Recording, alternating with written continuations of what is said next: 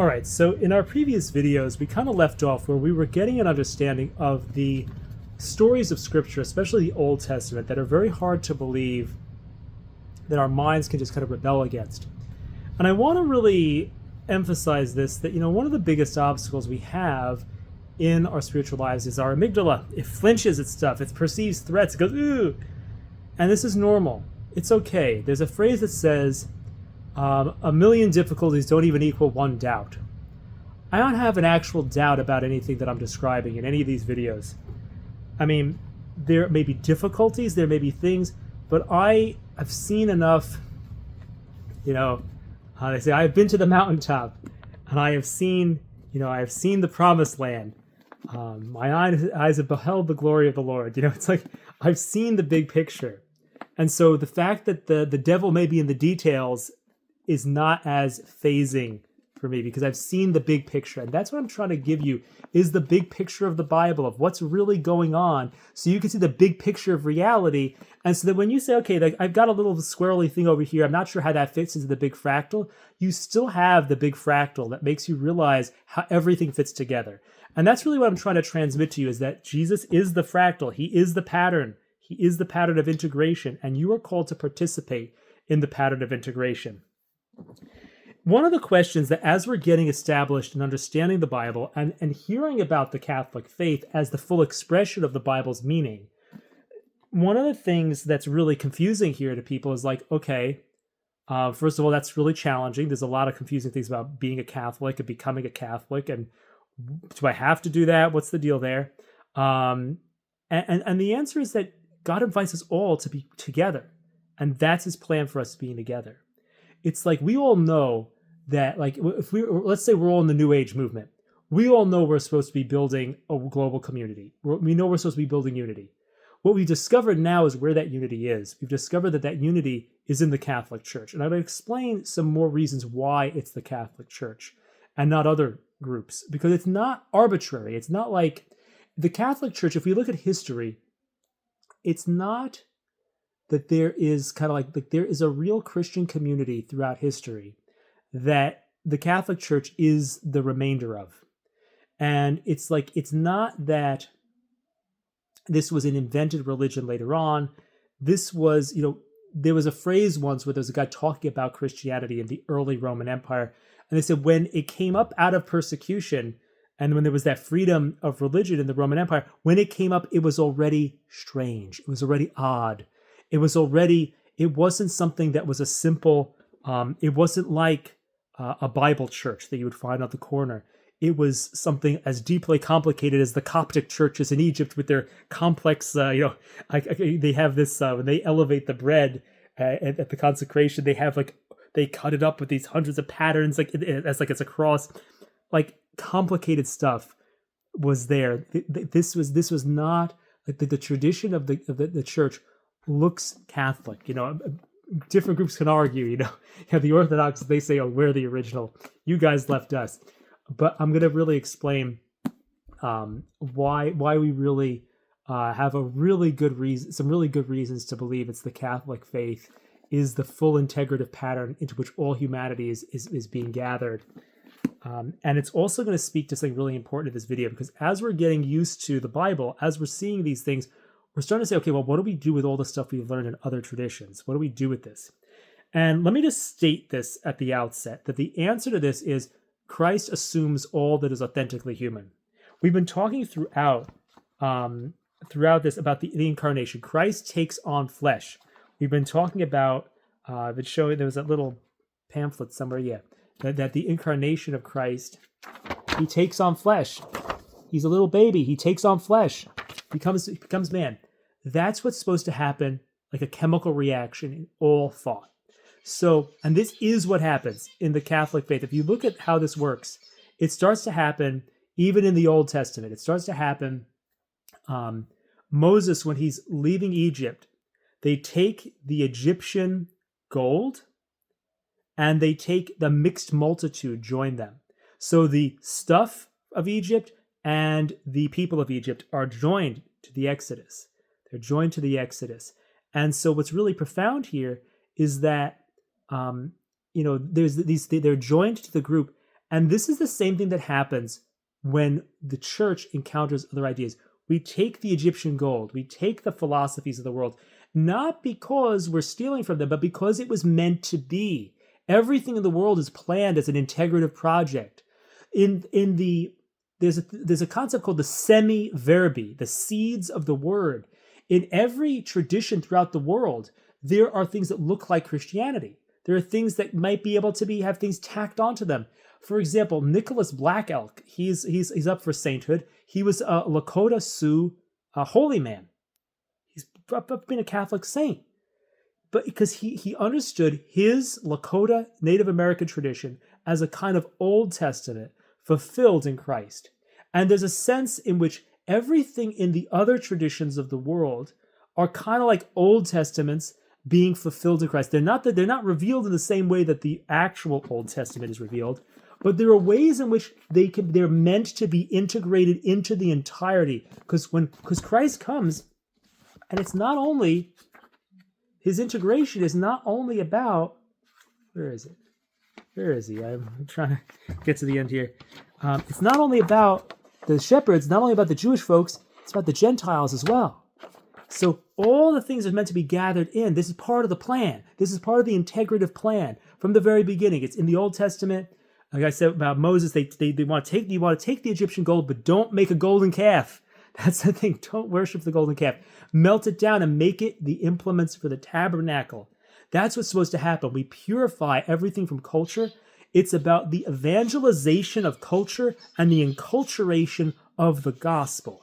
That's what happens. And it's about the pattern of the incarnation to assume, just like Christ takes on flesh, God takes on humanity, it's meant to take on all that is authentically human in every culture, every idea, every practice, every psychological technique, every meditative technique in different religions. They're all meant to be taken up and reformed and integrated into a whole.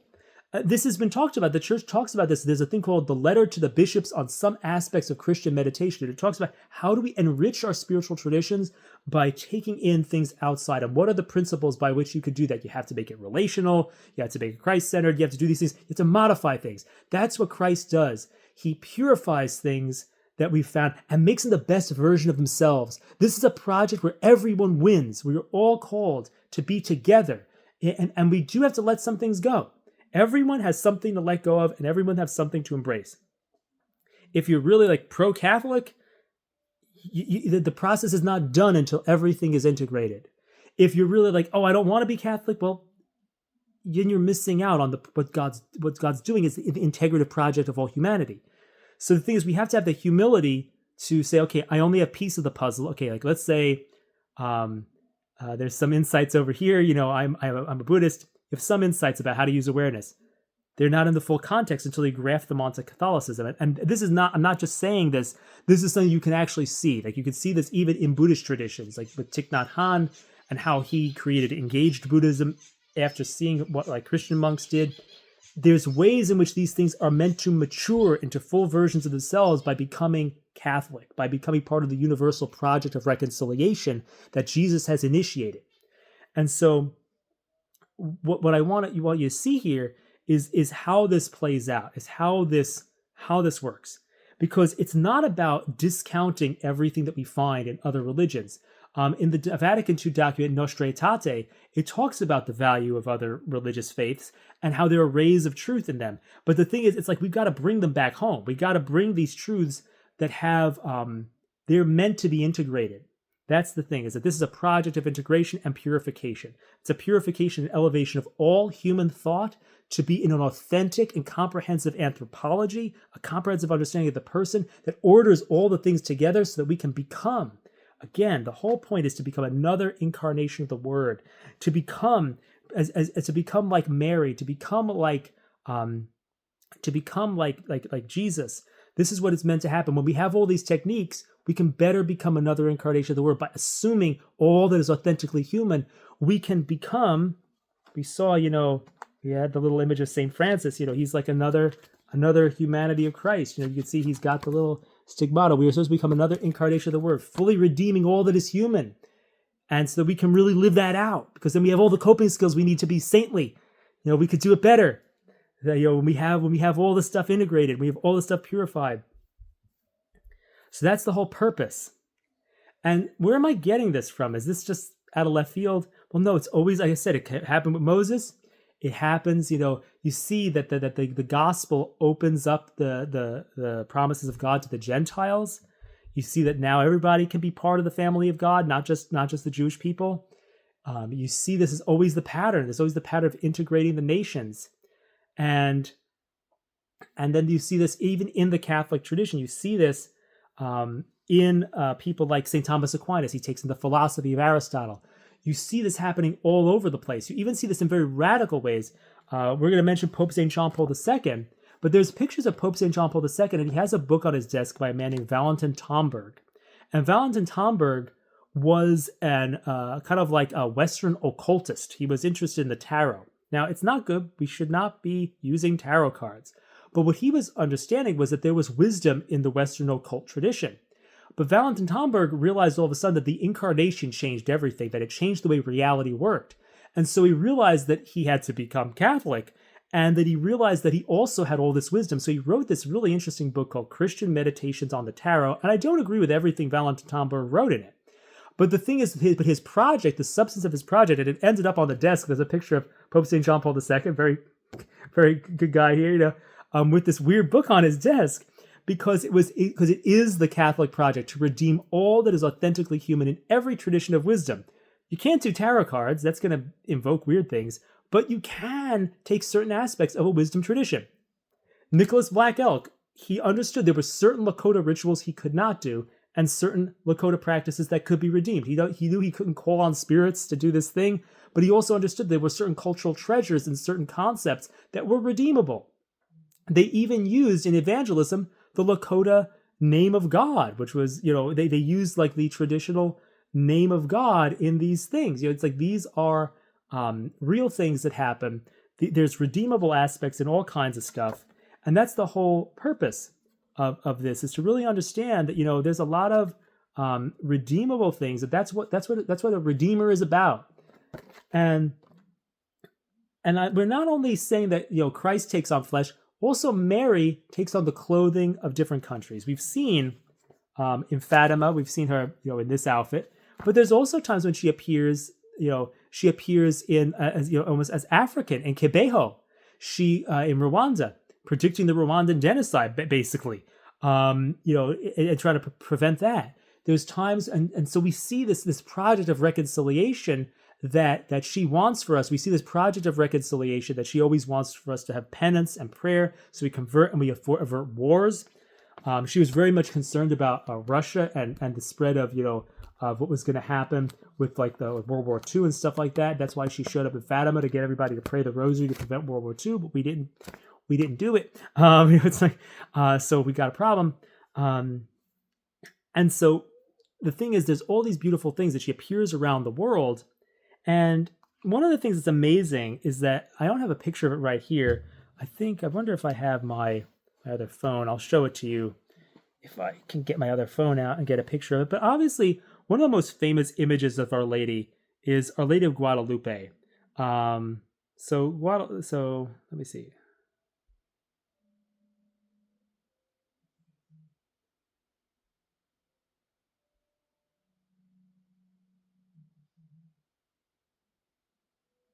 Let's see.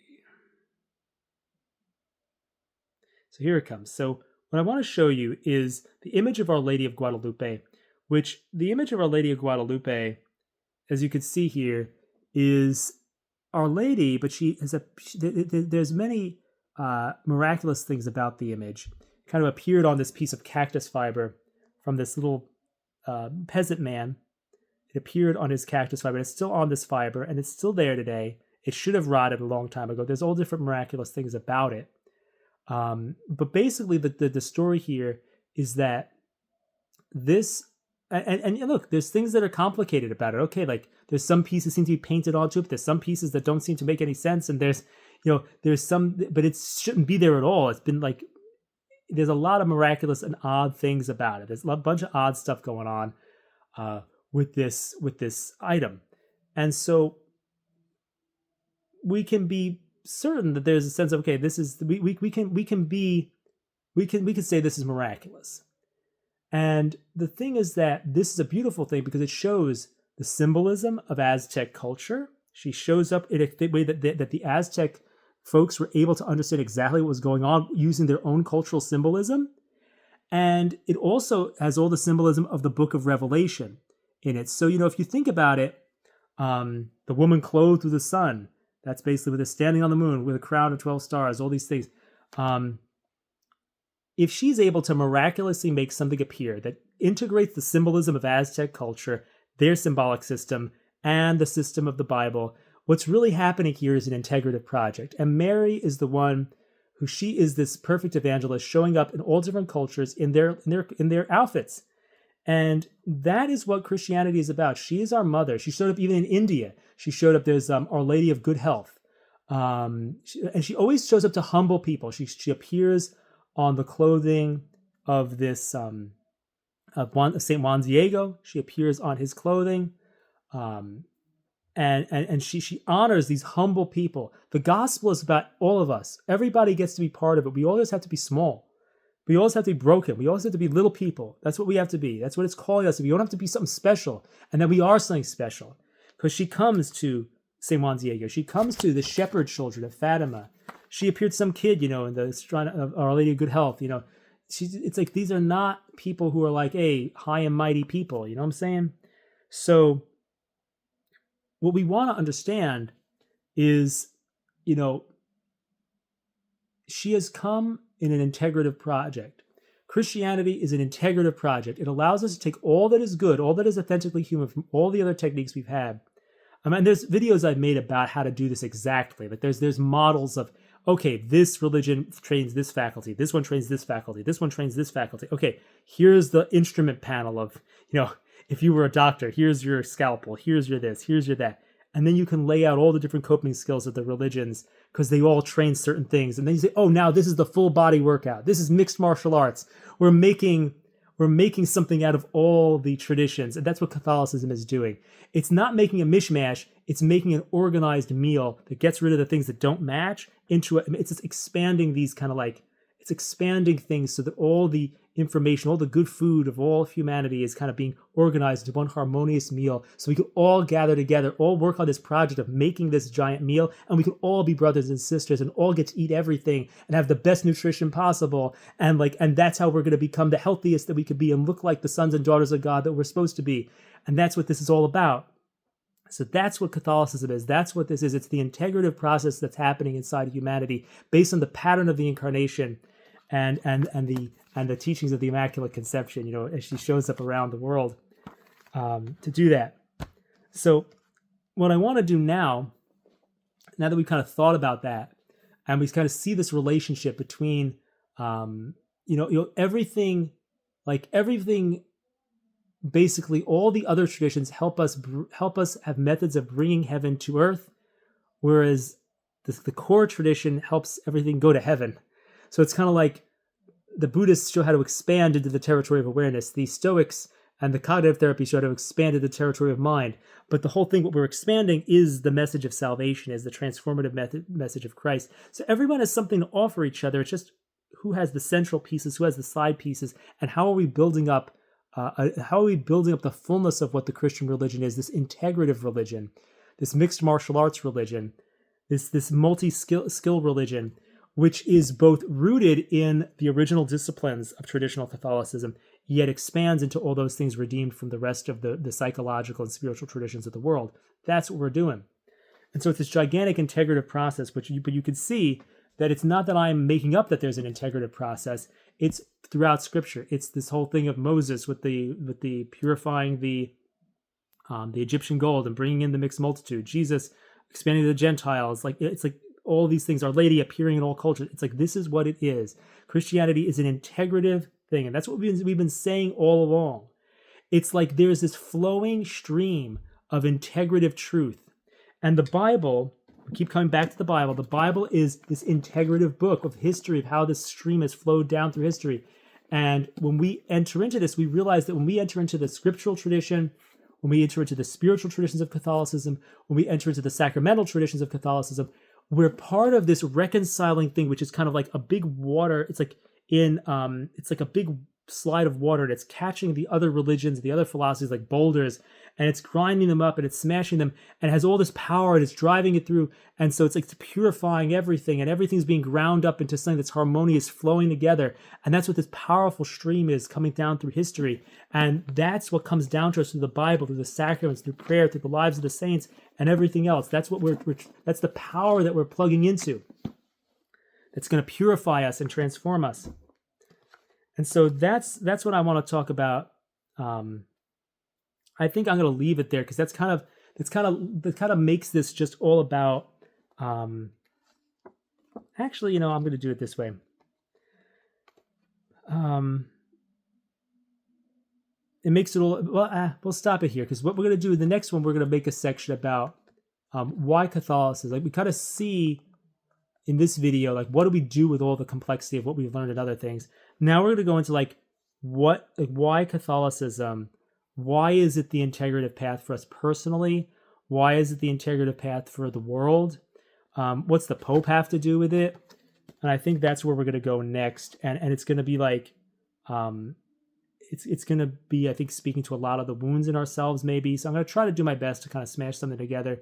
It's going to make sense of all this and try to put a bow on it to say, like, why is this the way it is? Why Catholicism? Why not Eastern Orthodoxy? Why not Protestantism? Why not just talk about Jesus? Why do we have to bother with all this stuff? And I think the real answer is because it's physical. Jesus came in the flesh. We have to physically unite all the people. We have to do everything. We have to all be together. We can't shortchange our transformation. And that's what it's about. I mean, it's a rough journey. There's a lot to learn. There's a lot of hiccups. There's a lot of bumps in the road. There's a lot of things. But I believe I'm trying to tell you what the truth is, where the truth is, where the fullness of the pattern is, so that you can participate in the pattern, the highest pattern of life possible. Because that's what it is. Christ wants you to have life and have it to the full. He wants you to be part of his pattern, so you can have the fullness of his joy.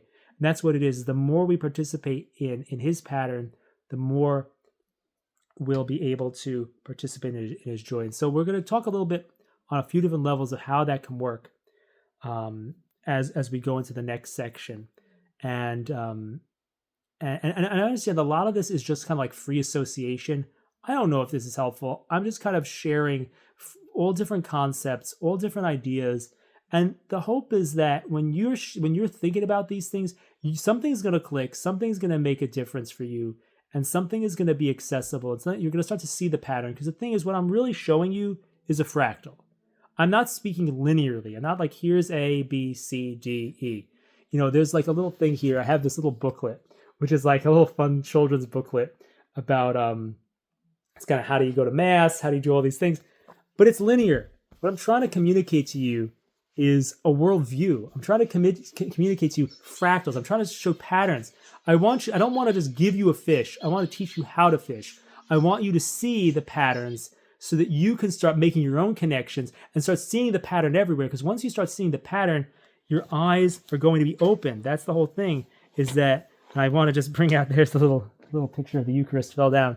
Here it is. I want your eyes to be open to start to see the pattern everywhere, so that you don't need me to open your eyes. Your eyes will be opened to the pattern of integration that is Catholicism.